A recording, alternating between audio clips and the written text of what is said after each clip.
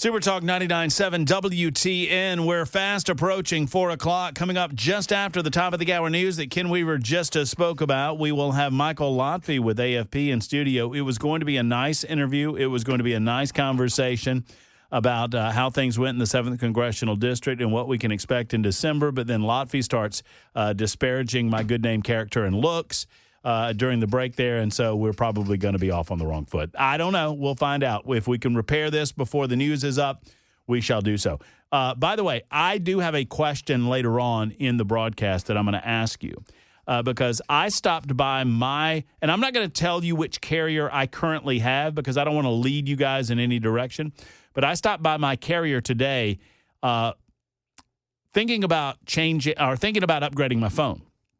I'm an iPhone guy, and I'm going to be an iPhone guy, and all of you Samsung people or whatever, just leave that for another day. I want to know, at some point, we're going to talk about what the best carrier to go with is, especially if you're upgrading to the iPhone 17, which I'm planning on doing. I currently have a 12. I feel like what? Everybody said, what?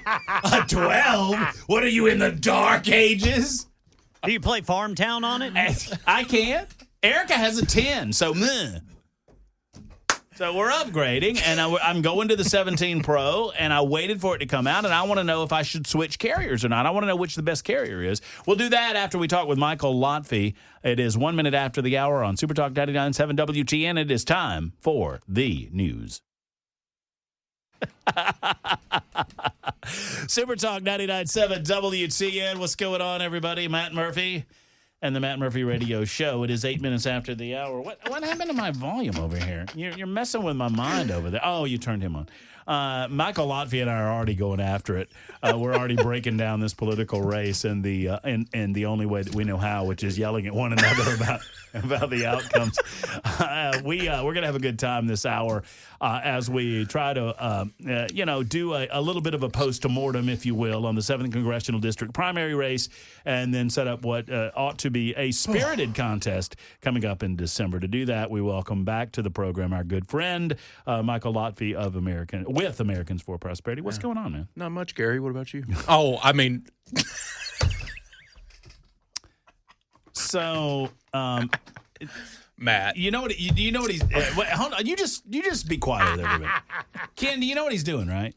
Lotfi knows that Gary Humble of the Tennessee Stands organization, who I don't think has any candidate in the state of Tennessee that had the active support of Gary Humble ever won a race? not a single one that I'm aware of. No. Right. Not a single one. And I made that comment last night, and the Gary Humbleites came out of the woodwork to come after me. But it is a fact. I'm not trying to, kick a man while he's down, but Gary Humble is everything that Gary Humble touches in Tennessee politics dies. That is what I'm telling you. Everything that Gary Humble touches in Tennessee politics dies. And there's a reason for that if you're willing to listen to it. Most Gary Humbleites aren't, and that's fine. That's okay. Just, stick with me for a little while, and hopefully you'll get some education. One way or the other. So Lotfi comes in here, and he says to me what? You want to go ahead and tell everybody what you said? It's not a secret, Matt. Everybody knows it. Once you cut your hair off, from the side profile, you look just like Gary Humble. Would you look up... Pull a picture, Ken, Jackson, both of you. Pull a picture. I mean, if you wore eyeliner right now, no one would know the difference. I swear on my unborn child, which, by the way, we're pregnant Matt, again. this is unfortunate. Breaking news, we are. Congratulations. Thank you very much. That's wonderful. How many is this? This will be number 2. Okay. If you put eyeliner on, I mean, you can't tell the difference. Matt, this is unfortunate for you. It's true, right? He's a good-looking fellow. Hey, Humble. Gary Humble is a good-looking fellow. Thank you very much, Lotfi. You're trying to repair this awful news. No, news. he's a good-looking cat. It's not new. I've had several people at events that have told me, "Oh my God, I thought you were Gary Humble. I'm so glad you're not Gary Humble." That's what they say. Gary, if you're listening, I'm just telling you what they say to me. They're like, "I'm so glad you're not Gary Humble." Let's get back on topic, Gary.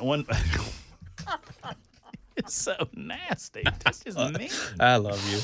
But no, I don't think Gary. I mean, I think Gary's running for office, State isn't he? Senate, yeah. He'll go, when he loses this one, it'll be 8 for 8 he's lost, I guess, when he loses in August. Well, but wait a minute. Doesn't he? He reminds us every political session, every time there's a political race, he reminds us that if the people of the state of Tennessee were just a little bit smarter, Yeah.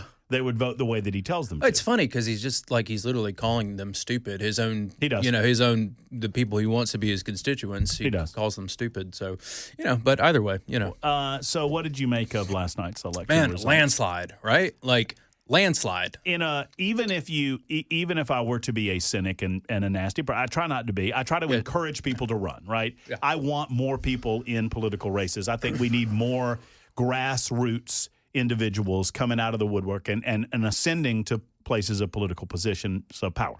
That said, even if I cut off the bottom 4 or 5 candidates, nobody knows who Adolfo is. Nobody ever saw the man. I mean, in a 6 or 7 person special election race, for you to get over 50% of the votes, it's a landslide. Yeah, well, and I want to be clear. You talked about the grassroots, and that's why Matt Van Epps won. Obviously, look, let's be clear, right? If you looked at the early vote numbers, a lot of narratives out there, right? Early vote numbers were pre-Trump endorsement. They were pre-anybody dropping out of the race and endorsing Van Epps. So all the numbers that were from early voting were the numbers that Matt got on his own without Trump's help, without Trump's endorsement, et cetera, and he was winning by an extremely large margin in early vote, right? So why is that? Like Matt had the grassroots. He's one of the only candidates that actually really had a strong grassroots infrastructure that really of the top tier at least, right? That had a strong grassroots infrastructure in all the counties, went to every event in every county that he could get to. And really did the hard work and didn't just, throw up the ads on TV and in the mailbox. I mean, I feel like, I like Jody. Jody had some grassroots as well. Yeah, Jody did his best for sure. to get to these counties, and he was kind of working. Yes, I agree with that. Yeah, I agree with that as well. But I think that's why I finished second. Yeah, absolutely. Yeah, for sure. Jody had a strong race. At the end of the day, I think. And where we did see the bigger separation, right? Like it's been between Jody and Matt Van Epps for probably at least 6 weeks now, and everyone's known that. It hasn't been a secret. And so I think a lot of these candidates were looking for the opportunity to jump out of this race and say, we support Matt, because Trump endorsed, and so we're going to do whatever the president wants. But a lot of them were looking for an excuse to jump out of the race because they knew they were going to finish in poor positions. But Jody and Matt have been the two front runners for quite some time now. And you did see, right, once Trump endorsed, you did see a much bigger swing from early vote from where Jody and Matt were to how it ended up on election night from the momentum from the Trump endorsement. And in the interest of disclosure, I said yesterday, and I know you daily listeners remember this, and I want to make sure that you don't think I'm moving away from it. I said yesterday I thought the Trump endorsement was a little too late to have a tremendous impact. Yeah. But I think it had an impact on election. I mean, looking at the early voting numbers versus election day numbers, there was a tick up that is noticeable for Van Epps. Well, they were really smart about using the time that they had wisely, right? So they had Trump do a teletown hall. They made sure they were sending out as many text messages as they could and doing a lot of telecommunications because you couldn't get a piece of mail in the box, right? You didn't have time to get a piece of mail in the box. You didn't really have time to get new ads up on TV or digital advertising. And so they did a really great job at making sure they sent out a ton of text messages and promoting teletown halls. They literally, I got a phone call. I got a phone call at 5:30 of the night while I was on the phone with somebody else, and it was Matt Van Epps' campaign teletown halling me in without me even prompting to do so. So they were really smart about how they used the time that they did have. And I'll tell you, I was at the polls last night around, I think I got there about 5:30, and I'm telling you, Matt, at least 60% of the people that walked out were I voted for Matt Van Epps. Thanks to Matt Van Epps. And I was like, this is over. This isn't even going to be close. So, What do you think? Outside of Trump, I don't know that Bill Lee's endorsement, maybe it had an impact, maybe it didn't. I mean, what qualities about Van Epps? Was it just getting on the ground, being at these events, shaking hands, talking to people directly? A lot of people wanted to underestimate I think the Mark Green support, they wanted to underestimate that. And I think I think I understand why some people wanted to underestimate that, and even myself, I thought, endorsements don't really mean much. There's really only one big endorsement that really matters a lot, which is Trump's. Mm-hmm. But I think what a lot of people failed to realize, and one thing that I was always really comfortable with, Matt, is we had several candidates in the race that I really liked, right? And we didn't get involved. AFP didn't get involved in the race because we liked a lot of these candidates. And so the situation with Matt was, and where we were comfortable with Matt, was knowing who his team was. Matt has a great team. He's got Lee Beeman and Julie Hanna and Alex Joyner. And I've known these people for years. And so knowing that he had that really great team and he inherited the infrastructure from Congressman Green, no one else had that infrastructure, and you just don't have the time to build it, And the further thing is too, Matt, is also special election, man. If you hire the wrong team, you don't have time to recover from that, right? And so Matt was really smart and strategic about who he hired. So sometimes when we do this for a living, like you do with AFP, like I do with Super Talk, I think we get so close to the forest, right? The old saying. Yeah. And I felt like, and I was wrong, that Mark Green's endorsement would not potentially have the impact for his voters because of some of Mark Green's issues. Right. And I'm not here to get into those. They are personal issues, and I'm not here to do that. And I'm not going to do that. But I think I was guilty of thinking that everyone was aware. And I don't think that a lot of people were aware. I think they took it on face value that Green was leaving because his time for public service was done. He had an opportunity that he could not pass up. There are some other factors involved in his decision that I think impacted my mindset when it came to his endorsement that I don't think ever reached the voters. I don't know, Matt. I think you have to consider the fact, right, that this is a special election, so it's really only the most informed voters that show up. Maybe, right? And so I think what happened is, and I think what often happens is that, look, at the end of the day, people loved the congressman that was Mark Green and how Mark Green voted and what he represented in representing the military, et cetera, and they knew that they could trust him on those issues. And a lot of times people do like to separate the personal lives of who their representatives are from what they actually do in Congress and how they represent them in Congress. And I think people knew that they could trust Mark's word when it came to Matt Van Epps and Matt Van Epps' own resume. And again, the team that Matt Van Epps hired, they knew they could trust those people. And so, sure, people want to throw around what Mark did in his, his personal life, but at the end of the day, people oftentimes separate those things with their congressman. I said yesterday, and you kind of alluded to it, that I know that it sells newspapers to make some guy a bad guy and another guy the good guy, and and when I say sells newspapers, I mean it gets listeners to the radio, it gets people interested in these types of soap opera-esque conversations and drama. But I saw a lot of good guys. Honestly, I would pick one above another, but I think Gino Bolso is a good guy. I think Lee Reeves is a good guy. I think Jody Barrett is a good guy. And I disagree with Jody on a lot of things, but as I said yesterday, I appreciate the fact that Jody Barrett's willing to come in, sit down, and we can hash out those disagreements and let the audience decide where they fall on any given political issue. I thought you had a lot of good people in this race. Of the four top candidates, every single one of those guys is their hearts are in the right place. I agree. And we may disagree with, their tactics and, what they did and how they did this or whatever, but I can confidently say that I know all four of those guys, and all of their hearts are definitely in the right place. So, yes, we did have a lot of good guys running. I think they all would have done an equally decent job at representing us in Congress. And so at the end of the day, though, with Matt Van Epps, I will say, over someone like a Jody, perhaps, right? Like, we do have to be concerned with this general election. Currently, I believe this is correct. You might need to fact check me on this. I think we're 2 or 3 for 11 in special elections right now. Republicans are. Mm-hmm. We are losing special elections all across the country.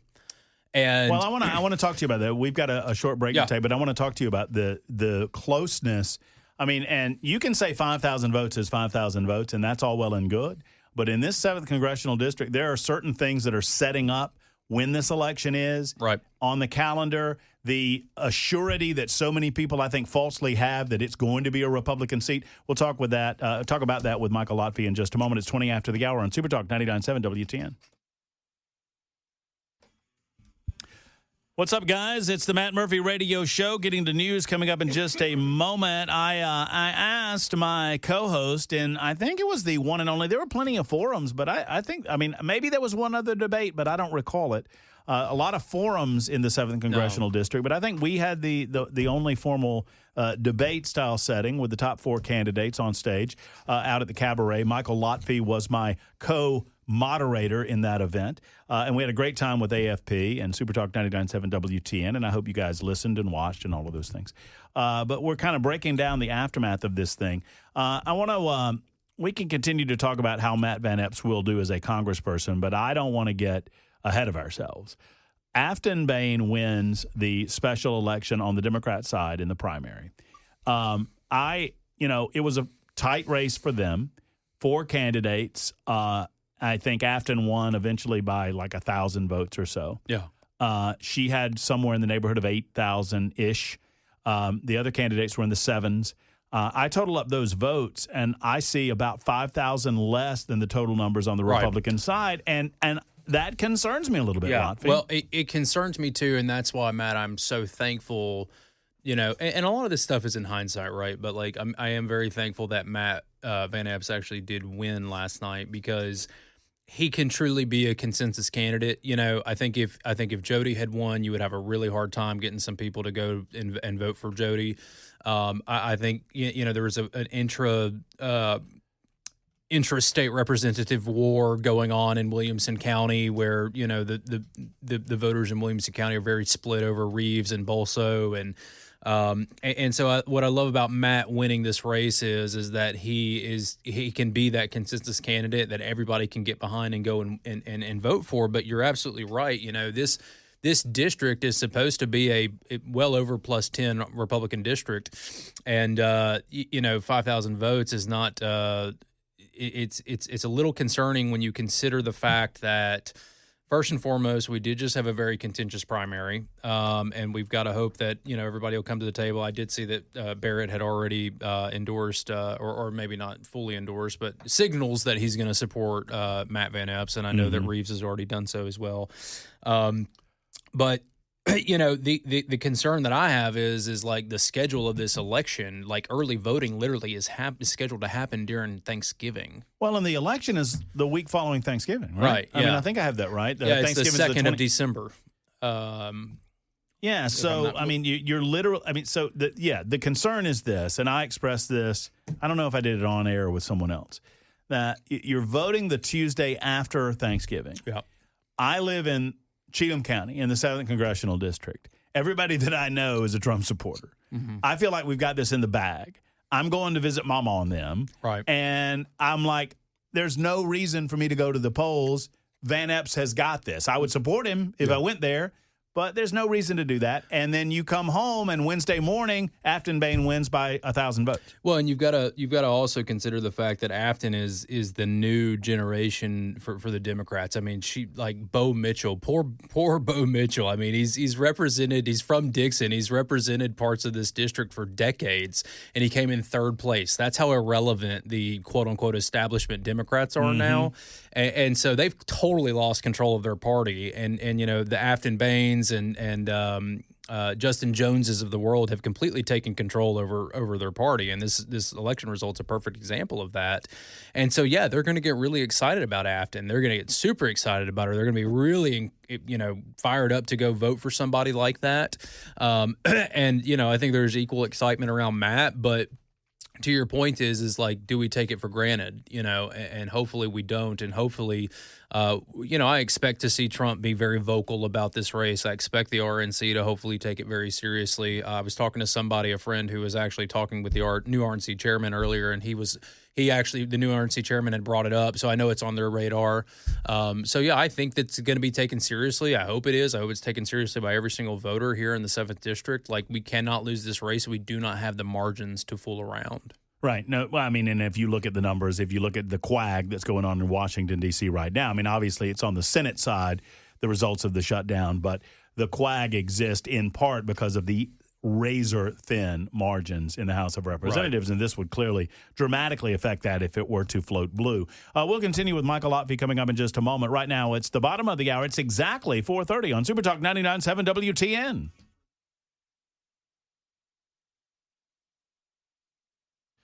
Super Talk 99.7 WTN. Matt Murphy and the Matt Murphy Radio Show, joined by Michael Lotfi. By the way, no Cameron Smith today. Cameron is off for fall break. He's spending some time with family and friends. I spent a little time with family and friends last week, so we don't begrudge Cameron for that. He'll be back next week. But we got Michael Lotfi in from Americans for Prosperity, just breaking down the 7th Congressional District race. Van Epps, 52 or so percent, obviously. An incredible victory in a very crowded and frankly, a very good field. And it says a lot about his ground structure that he managed to get this. And as you pointed out, it was decided before Trump endorsed. So my understanding is that this race had already really started to shape up right around the time, and God rest his soul, but the Charlie Kirk assassination happened. Because my understanding is now, and I've heard this from several different sources as well, so it seems to be legitimate. I can't hear myself.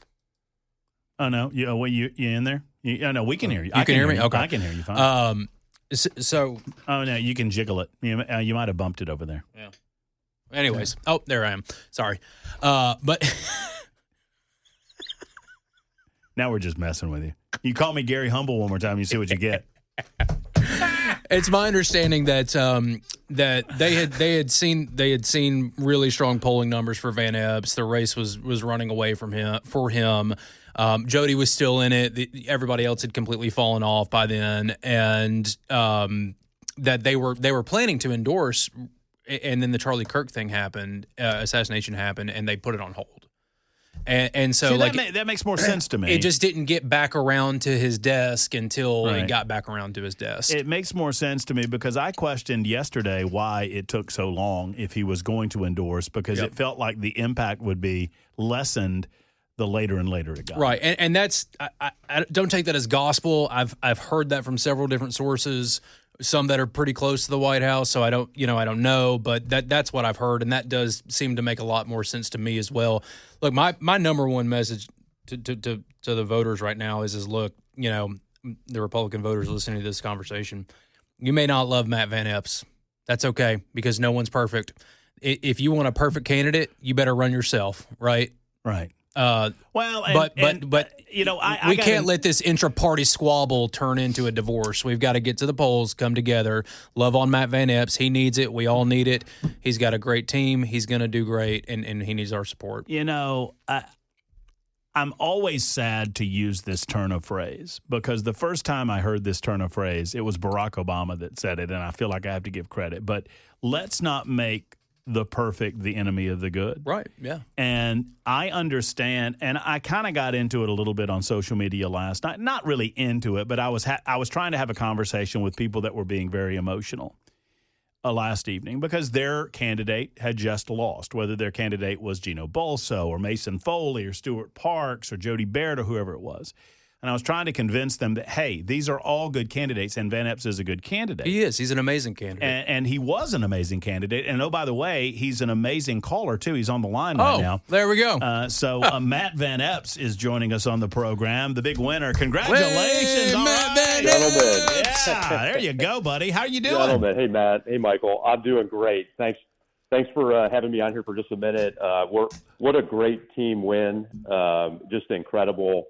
I'm so grateful for the president's endorsement and then just the resounding win. And it's the coalition of folks that we built and getting out to all 14 counties and trying to build the biggest team possible. And I'm just so grateful for the outpouring of support for the voters and for those that have trusted in us and in our campaign. And now it's all about bringing everybody together. And I've had calls with most all of the opponents and just thank them for what they've done, and they congratulated me, and I just appreciate that so much. And now it's about pulling all of us together so that we can go win resoundingly on December 2nd. Well, there's no question about that. I want to ask you one question looking back, and then I want to look forward to the race that is to come. But, obviously your call to service and your decision to serve your country in the United States military meant a lot to a lot of people, including myself and to a lot of our listeners on Super Talk 99.7 WTN. But I don't think that in and of itself gets you the victory that you saw last night at 52% in a very, very crowded field. What do you feel like as you traveled these 14 counties, as you spoke to people directly at these forums, as you talked on platforms like this? What do you think about your message? The Van Epps team message resonated most with the voters that voted for you yesterday? Yeah, I mean, as an America First conservative and going to support the president and the speaker, I mean, I think we took that message, but the background also in special operations, small business, state government, still serving in the National Guard, and just wanting to build a broad coalition based on our leadership and the boots on the ground leadership and just trying, really saying that it's not about me, it's about all of us. And this mission is so critical and we need everybody. And we built a very broad coalition. I think it ended up being over 40 local endorsements from county mayor to highway superintendent, meeting with chambers of commerce and farm bureau, and trying to be out in as many places as possible to listen, and then take that message back and build that into our platform so that we can represent folks across our entire district. And I'm just so proud of the team and all of the folks that have supported us and voted for us. And now we're asking for everybody to come together and be on this team with us together. We're talking with Matt Van Epps, big victor last night in the 7th Congressional District primary, and on to the general election. I've made the statement, and Michael and I were just talking about it, Matt, that these vote totals on the Democrat and Republican side are too close for me. 5,000 vote margin, and my fear is not that the 7th is not a red congressional district. I believe that it is. My fear is there will be a sense of complacency, a feeling that, well, Matt Van Epps has this in the bag. We don't need to worry about it. It's the week after Thanksgiving. I was going to go and vote, but I'm off visiting family. I'll just, I'll let the vote totals come in and I don't need to worry about it. That level of complacency could lead to very bad things December 2nd. I absolutely agree. Listen, the Democrats are going to throw a whole lot at this. It's going to be the only race going in the country. They're going to try to put as many resources and effort into this, and we have got to go and win this and win it in resoundingly for the president, for the president's agenda, as the tone setter for 2026. So we need everybody. We've got to get everybody out. I totally agree. Those numbers are way too close, and we can take nothing for granted. And we want to build a broad coalition, and our team is going to be fighting hard every single day. We just got off a call, a strategy call, and we're putting things into motion already. And we're going to go out there and fight to earn more trust and more voters, because we have to do it. It is going to be a fight, and we need everybody. And I ask for everybody's support and vote in this as well. Well, Matt, we certainly appreciate you spending a few moments with us. I know it's an incredibly busy day. What was last night like for you? And I imagine today has been pretty crazy as well. I've got to comment, Matt. I've just got to say something, man. Like it's been since 2018 that I last worked directly on a congressional race. Okay, I was there last night with Matt Van Epps' team. And I know this sounds silly, but I live for this stuff. When I got home, I could not sleep. I mean, you can ask my wife. I was so jazzed up just by seeing. I mean, Matt had probably 300-400 people there last night, maybe even more than that. I mean, the room was packed. You couldn't walk. And just everyone was so excited and thrilled and inspired. And I was right up front of the stage watching Matt give his speech. And what struck me the most is that this is a guy who can really inspire people. Like, I mean, I just seeing everyone in the room, like Matt said, there was a huge coalition of different people there, and it was just so inspiring, and I was so excited. I left so excited for your team, for Julie Hanna, for Lee Beeman, for Alex, for you, for your wife, and I don't get that feeling very often anymore, and I just want to thank you for the atmosphere that you created and the type of candidate that you've been that has created that type of cohesive atmosphere that only a true leader can really create. So I'm sorry, I just had to jump in there and tell you that because I've just really enjoyed being with y'all last night. And to me, like, that just speaks bounds to where we're going to go with you as our next congressman. So, but go ahead and answer Matt's Michael, question. And I'm thank you. sorry I interjected. I had to, and I know we're limited on time, and it's not about me, it's about you, but I just had to say it. Thank you for saying that. I'm just humbled by that. Thank you for being there. Thank you for your support. I'm so grateful for that. And it was an electric crowd. It was. It was a broad coalition, and I think folks were really happy and excited, and I'm just so proud of that team and to be a part of that. And my wife was so happy, and for her to be there with me was incredible. And I'm just so grateful for all of it. And that's what we're going to take forward. We're going to bring this coalition, and we're going to build onto it. And we're going to bring that same energy and fight to December 2nd. And I just appreciate it, Michael and Matt. I appreciate you gentlemen so much as well. Well, I mean, obviously, we're going to have plenty of time to talk about this, but I don't think the differences could be more stark between Matt Van Epps and Afton Bain. And we'll get an opportunity to compare the two candidates in real time as we move forward to December 2nd. We look forward to great conversations to come, Matt. Thank you for spending a little time with us on a very, very busy day for you. Absolutely. Thank you, gentlemen. Appreciate it a lot. There's I almost called him Congressman. Soon to be Congressman. Soon enough. There's Matt Van Epps, who just won the Republican primary and will face Democrat Afton Bain. I think if you compare resumes and the people see, I understand there are some. Matt, you can't compare resumes. There's no comparison. Well, I mean, there's really no comparison here, right? I mean, you've got a God-fearing American, a God-fearing American warrior. I mean, and the cutest little communist in Tennessee on the other side. You shouldn't have given. You should get. I mean, she'll probably put that on a T-shirt. No, that's what she said. She said that. No. She owns it. Okay, well, there you go. So I sat down with her. She wouldn't come on the show, and she wanted to come on with us. And so she said, "I want to talk to you off air before we go on air." Okay. I'd had her on before. Yeah.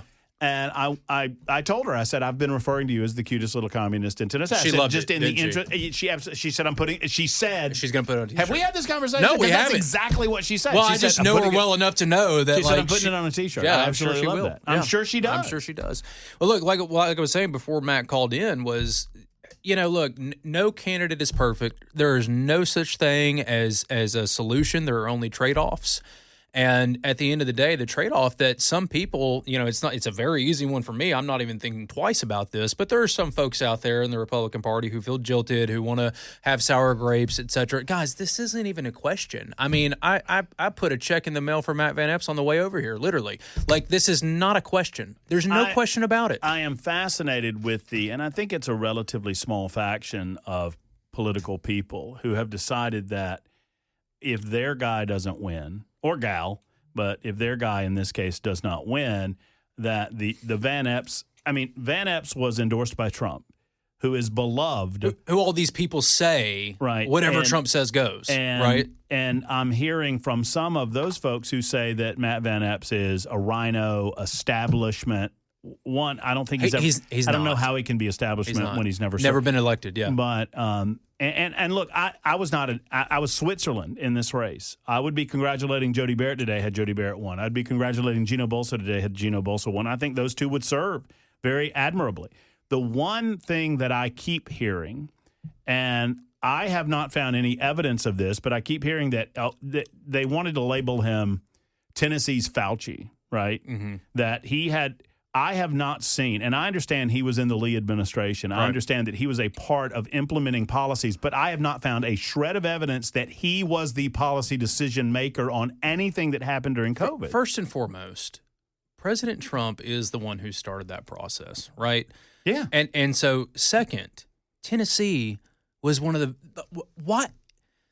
Gary Humble himself, many of these people who are saying these things about Van Epps are the literal ones who moved to Tennessee during COVID because we were a free state. So thank you, Matt Van Epps. Right? Initially, sure, the state shut down, but we were one of the fastest states to reopen. One of the absolute fastest, and that's why people moved here during COVID. I've got a full-time staffer that came from Illinois who lives here because of Tennessee being a free state. So sure, everything shut down for a while, but then many states stayed shut down. Many states still have policies. Hell, the federal government is shut down right now because Democrats want to continue COVID subsidies to insurance companies. Matt Van Epps is literally part of the reason why we had our government, our state, reopened so quickly. So thank you, Matt. Well, I just don't see what the concern is. I don't either. I can't. It doesn't make any sense. But I understand that everyone was frustrated during that period in time where every state in the United States of America had shut down. Every single state. Every single state. Yeah. I lived in Alabama during the time, and I remember that most of Alabama, and I believe that Tennessee was the same way. Most of Alabama, like Tennessee, opened back up, but some of the bigger metros, primarily Montgomery and Birmingham in Alabama, and I'm sure Nashville and Memphis were the same way. Yeah. They didn't open up, and it pissed a lot of people off. Right. And you had a lot of back and forth about freedom and the ability of freedom of movement and all of these types of things. So I think memory is an interesting thing on this, and I think we're getting memory hold on it. Well, one way or the other, Matt Van Epps is your candidate, and you get to choose whether you go to the polls or not. And when you go to the polls, you get to choose between an avowed communist and a guy that served his country in the military. Who's endorsed by President Trump, endorsed by Governor Lee, endorsed by dozens of conservative lawmakers, and has some of the most conservative people in the state, like Lee Beeman and Julie Hannah Beeman, behind him. You know, and I agree with one of our texters. I think, a la Chris Matthews, I'm feeling that a tingle went up your leg last night. I feel like, you remember Chris Matthews said that about Obama? Oh. They're giving you crap about it. You say I'm coming back. You're just feeding it back to me. That's fair. You got to dish it. You got to take it. I'm just thinking to myself, what would Gary say? And so I'm throwing it back at you. No, you did. You sounded like a tingle went up your. I mean, you felt a movement. I did feel a movement, okay. And I couldn't sleep. I was so excited. Oh, I literally, I was in and out of sleep. I know this sounds silly, and I'm not being hyperbolic. You're or gushing. That's exaggerating. okay. It's all right. I know. I right. was, man. I mean, I saw a lot of my friends up there standing, next to Matt Van Epps, and they had just won, and I was proud of my friends. I was proud of Matt. And it was a very exciting atmosphere. And yeah, man, I mean, I couldn't sleep. I was excited for what's coming next, and I know Matt and them their whole team probably hasn't slept yet. He hasn't slept all night and all day today. And we do appreciate Matt Van Epps giving us a call. And I appreciate you, Lotfi. We appreciate you, There's Gary. Michael Lotfi with AFP breaking down the 7th Congressional District race. We're going to talk about Donald Trump in Chicago, Portland, and Memphis coming up in a moment. Plus, I've got a question out there about cell phone carriers. We'll do that next on Super Talk.